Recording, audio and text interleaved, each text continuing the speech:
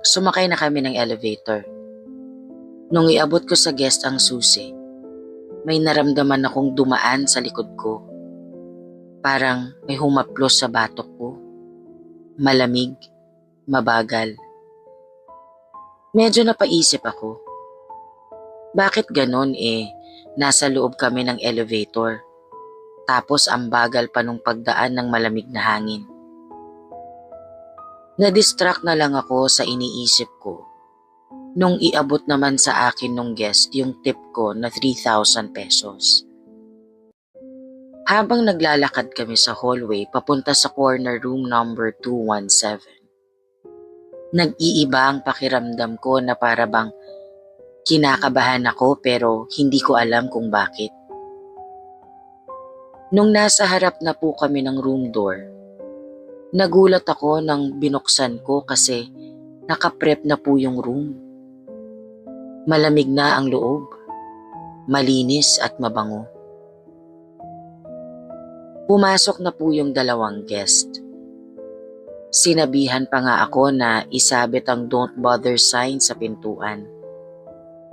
Pagkatapos po nun, bumaba at bumalik na po ulit ako sa reception area. Makalipas ang 20 minuto, nag-ring ang phone. Internal line, room 217. Front desk, sabi ko.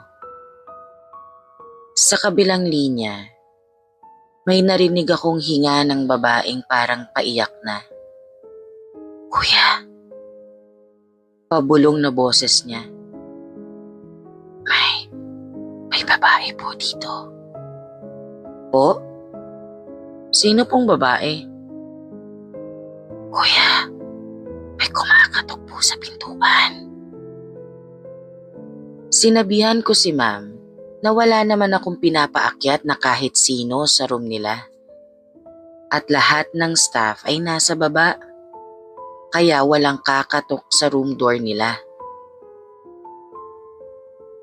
Hindi po sa room door galing yung katok. Sa pintuan po ng CR galing. Sa loob po ng CR.